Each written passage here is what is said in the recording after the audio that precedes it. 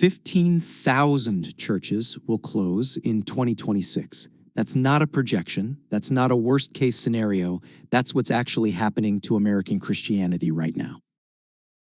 15,000 congregations that survived wars, depressions, and every cultural shift of the 20th century won't survive this year. That's 41 churches closing every single day, 287 churches every week.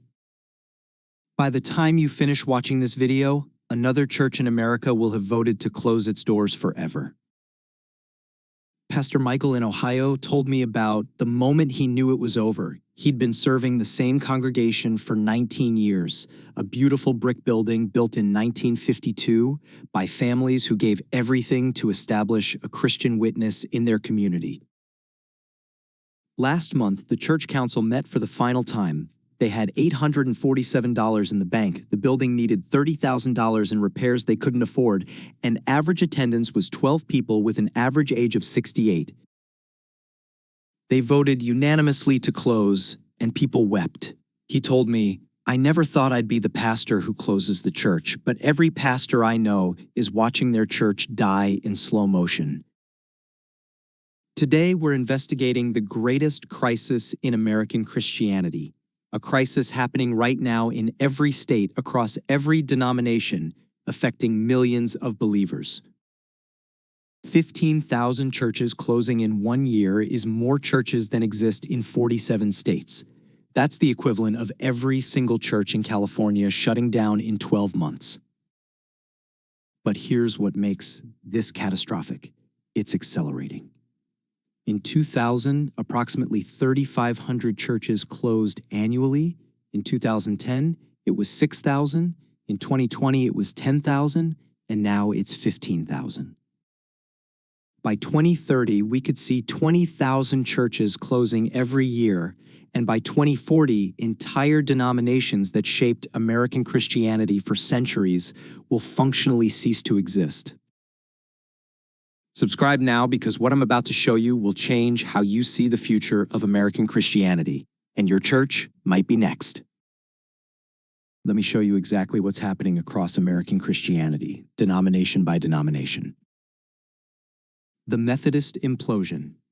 The United Methodist Church, America's third largest denomination, is in free fall. In 2020, they had 30,000 churches, and today they have 23,000. That's 7,000 churches gone in 6 years. One Methodist district superintendent in Tennessee told me, "We're performing triage because we can't save them all, and every month I get calls from churches asking for help, and I have to tell them there's nothing we can do." The Methodists' split over sexuality didn't save anyone. Conservative churches left thinking they'd thrive, but they're struggling, and progressive churches stayed thinking they'd attract young liberals, but they're declining faster than ever. The Presbyterian meltdown. The Presbyterian Church USA had 11,000 congregations in 2000, and today they have 8,800, losing approximately 200 churches per year. Average Presbyterian congregation size dropped from 180 members in 2000 to 89 members today, half the size in 1 generation. A Presbyterian pastor in Pennsylvania told me, "We have the building, we have the history, we have the theology, but what we don't have is people." Our youngest elder is 57 years old, and when I look out on Sunday morning, I'm looking at the last generation of this church. The Episcopal extinction. The Episcopal Church is facing potential extinction within our lifetime. In 1960, they had 3.4 million members, and today they have 1.6 million, losing over half their membership in 60 years. More alarming, their median age is 69 years old. In 20 years, most of those members will be dead, and they're not replacing them because confirmations are down 80% since 1960. The Catholic crisis. Even the Catholic Church, the largest Christian denomination in America, is hemorrhaging members. In 2000, 45% of Catholics attended Mass weekly, and today it's 33%, a 27% decline in 1 generation. Since 2000, over 3,000 Catholic parishes have closed or merged. A Catholic priest in New York told me, We're closing parishes that have been here for 150 years, and now we're selling them to developers who turn them into condos and breweries. The evangelical surprise. For decades, evangelicals were the success story, but between 2006 and 2021, evangelicals lost 40% of their members. The churches that were supposed to be the future of American Christianity are now declining faster than the denominations they replaced. Statistics don't capture what's actually happening, so let me show you the human cost. The last service, Grace Community Church in rural Indiana held its final service on January 12, 2026, just 2 weeks ago. The church was founded in 1889, and for 137 years, it was the center of community life. 58 people attended the final service, most in their 70s and 80s, and they sang Amazing Grace, the same hymn their grandparents sang at the church's dedication. People wept openly. Pastor David, who'd served there for 31 years, said, "This church baptized me, this church married me, this church buried my parents, and now I'm the one who has to close it." After the service, they locked the doors for the last time, and the building will be sold, probably demolished. One elderly woman, 84 years old, told me, "My great-grandparents built this church with their own hands, and now it's gone. What do I tell them when I see them in heaven?" The young pastor's dilemma. Rachel graduated from seminary in 2024, 29 years old, and full of passion for ministry. She was called to a small Presbyterian church in Michigan with 45 members and tried everything to revitalize the congregation. Nothing worked. In 2 years, attendance dropped from 45 to 31, and the church council started discussing closure. Rachel told me, "I did everything right, but you can't revitalize a church that's already dead." She said, "I'm 29 years old, and I'm going to be the pastor who closes this church with $100,000 in student loan debt. This isn't what I signed up for." The building they can't afford. First Church in suburban Ohio has a beautiful building built in 1978 when the congregation had 800 members. Today they have 73 members with average attendance of 42, but they still have that massive building. Annual building costs are $120,000, and the building is eating them alive. Last year, the air conditioning failed, costing $35,000, and they had to take out a loan. The pastor told me this building was supposed to be a tool for ministry, but now it's a millstone around our neck because all our money goes to keeping the lights on. Within 2 years, they'll close, not because they lost faith, but because they couldn't afford the building. So why are 15,000 churches closing this year? Let me show you the 5 major causes.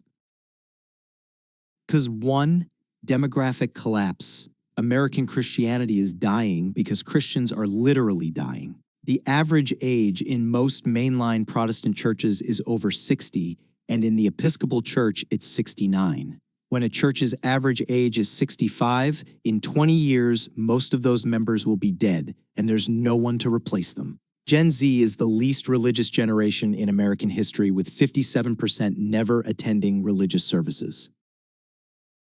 One denominational leader told me, "We're one generation from extinction, because if we don't reach people under 40 in the next 10 years, we're done. And right now, we have no idea how to reach them."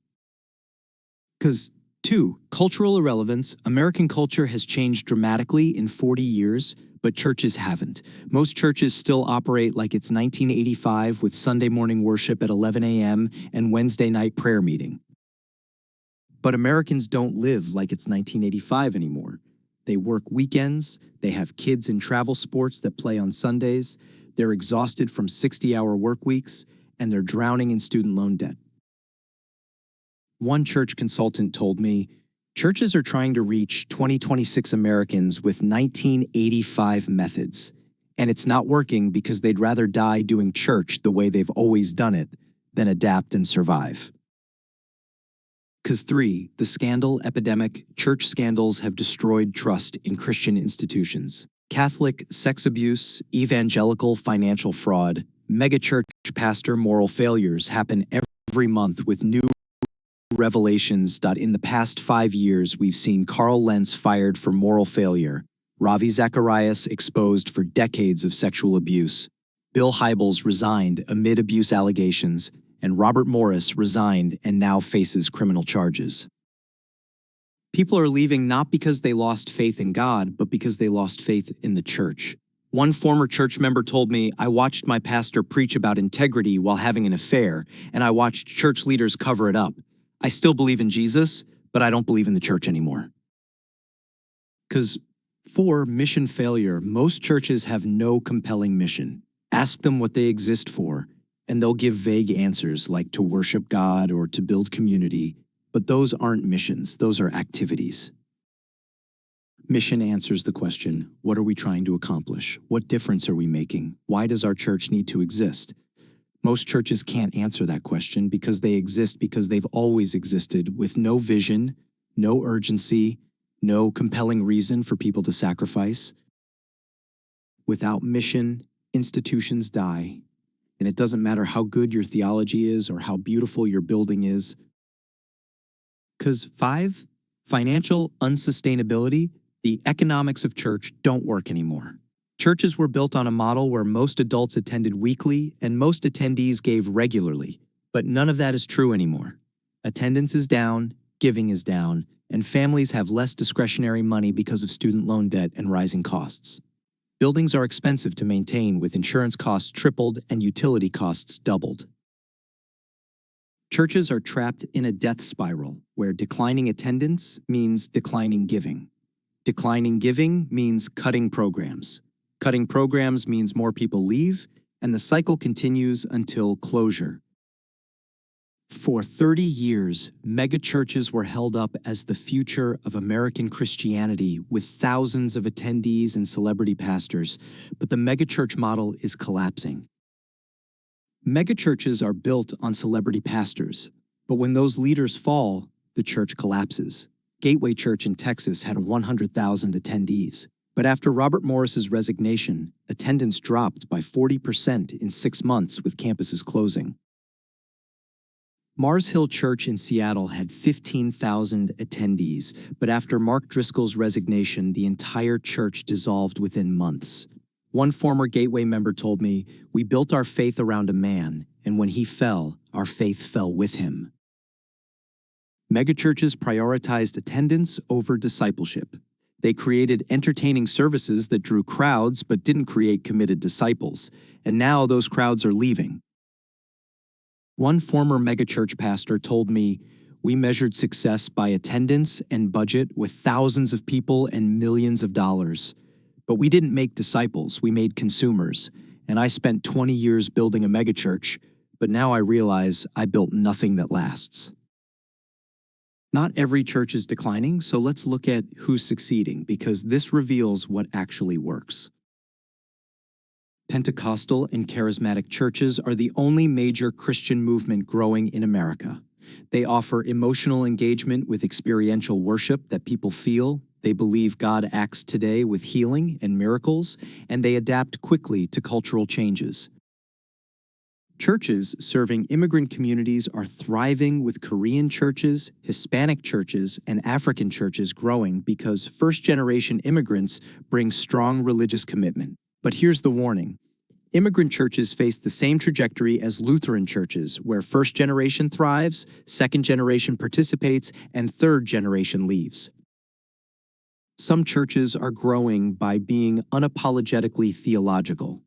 They teach doctrine, they expect commitment, and they make discipleship central. One pastor told me, "We don't try to make church easy or entertaining because we teach the Bible seriously. We expect people to serve, and people are responding because they want something worth giving their lives to." Churches that genuinely serve their communities are growing. One growing church in Detroit focuses on community development with job training programs and financial counseling. The pastor told me, "We stopped asking people to come to our building because we went to them, we served them, and eventually they wanted to know why." What does this mean for the future of American Christianity? Let me give you 4 predictions. First, multiple denominations will functionally cease to exist within 20 years, including the Episcopal Church, the Presbyterian Church USA, and the United Methodist Church. American Christianity will become increasingly non-denominational. Second, thousands of church buildings will be sold in the next decade and converted to apartments, restaurants, or demolished. This represents the largest transfer of religious property in American history. Third, the pastoral profession is in crisis with seminary enrollment down 40% because young people don't want to serve dying churches. Within 10 years, there will be a severe shortage of pastors. Fourth, churches face a choice: innovate or die. Churches that adapt will survive, and churches that insist on doing things the way they've always been done will close. Innovation doesn't mean compromise. It means finding new ways to accomplish the timeless mission of making disciples.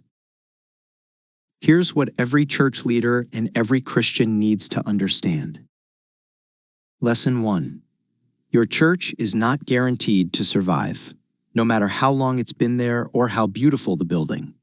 Every church is one generation from extinction, and if you don't reach new people, you will close. Lesson 2. Adaptation is not compromise. Churches must adapt to reach new generations, and this doesn't mean compromising the gospel. It means finding new ways to communicate timeless truth. The gospel doesn't change, but methods must. Lesson 3. Mission trumps preservation. Churches that focus on institutional preservation die, and churches that focus on mission survive. Stop trying to preserve your church and start trying to reach people. Lesson 4. Buildings are not the church. Many churches are dying because they can't afford their buildings, so let the building go. The church is people, not property, and it's better to meet in a school cafeteria with a growing congregation than maintain an empty building. Lesson 5. Discipleship over attendance. Stop measuring success by attendance and start measuring by discipleship. Are you making committed followers of Jesus? A church of 50 committed disciples is healthier than a church of 500 consumers. Lesson 6. Neither progressive nor conservative guarantees success. The ELCA went progressive and declined.